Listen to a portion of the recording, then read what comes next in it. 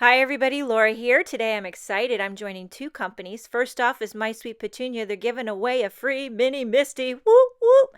I'm also joining Reverse Confetti. It is their May release blog hop. I've got a card here created. I'll be using both the mini Misty as well as some new stamp sets by Reverse Confetti. This one features candles and confetti as well as celebrations. It's a sentiment stamp set. Love this new stuff. Let's talk Misties. I've got the original. I got the mini. Now listen, I was a skeptic from the beginning. I said from a long time, I don't need a Misty. What do I need one of those for? But now that I got it, honey, let me tell ya, I couldn't live without this thing. And the mini, well, I mean, first of all, it's adorbs. Let's just get that out of the way. But second of all, the size of it is perfect for travel. And it's great when you just have a panel, especially for a card maker size. It fits a card maker size.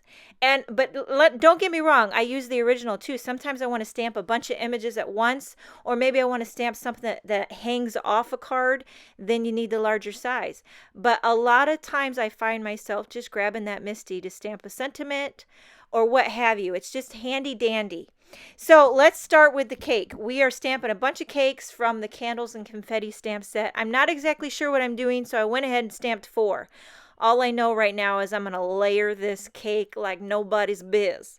And then once I get that all done, I'm going to stamp this cutie patootie cake stand. I love cake stands. My mom has a serious love of cake stands. She collects them, and I'm not kidding. She's probably got 30 at least, and they're really cute. I think they're fun. She's got all the colors, all the different designs, and she just loves cake stands. So this card might have to go to her.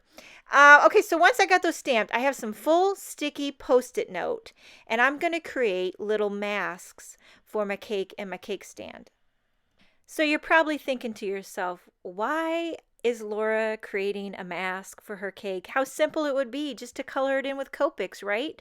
Or how simple would it be just to color it with watercolor, right? But you know me, I've always got these crazy ideas, and I thought I want to show an alternative way to color in your images. You know, my favorite medium to color with, if I could say, would be ink blending. Therefore, I'm going to show you how you can color in your images with ink blending. Now, I reach for Copics all the time. I don't color my images as much in with watercolor. I just don't have the confidence. But man, do I think that watercolor look is gorgeous, especially you see those people. I admire them so much that can do the no line watercolor. That's what I want to learn. That's what, when I grow up, I want to do that. Okay, so I started my first little cake. I did mint candy. I'm using Simon Says Stamp ink. And now this one, Malibu. Trying to get a little heavier, darker color on the bottom and go really light on the top. Trying to stay soft and subtle if I can. And then for the last cake, I'm going to do a little darker. This will be my bottom cake. So I'll go darker on this one. This one's be high dive. So if I was going to make a cake, even though my wedding was navy, I had navy and pink flowers. Very classic and clean, but I do love this aqua to mint gradient layered cake. And then for the cake stand, I'm going to color that in with just a little bit of yellow. I'm using duckling ink, just a little bit here and there. I'm not coloring the whole thing in flat. A little bit on the side, a little bit on the other side, and then done. And I thought that the yellow was a nice complementary color to the aqua and the mint. So now I'm using the coordinating dies. Going to run this through my Big Shot real quick, cut these all out. Now I realized when I did this that I wanted to have candles on my cake. Well, I forgot to stamp the candles. So I am stamping another cake and stamping the candles. And this is where the Misty comes in handy. Look, you can get perfect placement every single time with the Misty. Now I'm stamping the flames on the candles. Now I got to ink blend it again. This was going to be my top layer cake, which was the mint candy color. And so I'm quickly blending that in again, and then I can use the coordinating die. And the coordinating die has the cake with the candles all on it, just like so. So I'll go ahead and run that through my Big Shot. And now I'm going to add a little bit of detail. Now this stamp set has fun options for adding details to your cake. I actually had a hard time deciding how I wanted to decorate my cake because all the options are really, really cool. I decided on this little confetti looking dots, and I'm stamping them with some Hero Arts unicorn white ink, and it just added that perfect little bit of subtle dotted texture to the cake. And now what I'm doing here is stamping some flowers. I'm doing a bit of sort of a rock and roll look, so I stamped half of the flower with rosy cheeks, the other half of the flower with Teeny Bikini.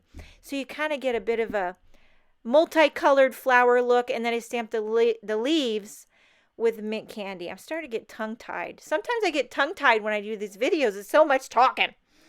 And now, of course, I want to do a little bit of subtle ink blending to my card base.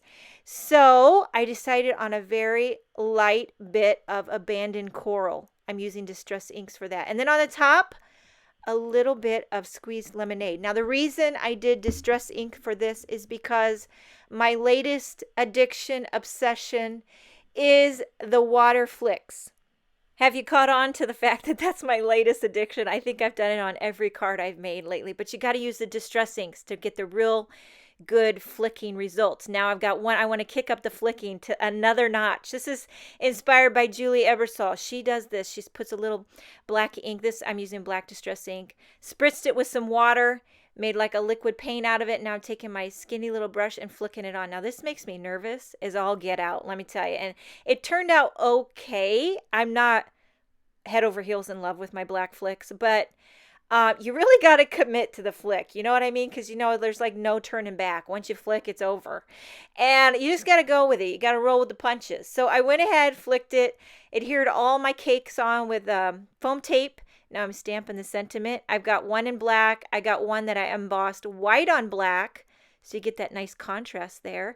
Now I'm adding a little bit of yellow Copics to the tips of my candle flames, and then some black and white Baker's Twine, just kind of tying in the black and white accents. And then to finish it off, some pretty pink posh sparkling clear sequins, and this card's finished. Thanks so much for joining me. Make sure and check out the Reverse Confetti blog hop. It's fabulous. Have a wonderful day, and I'll see you next time.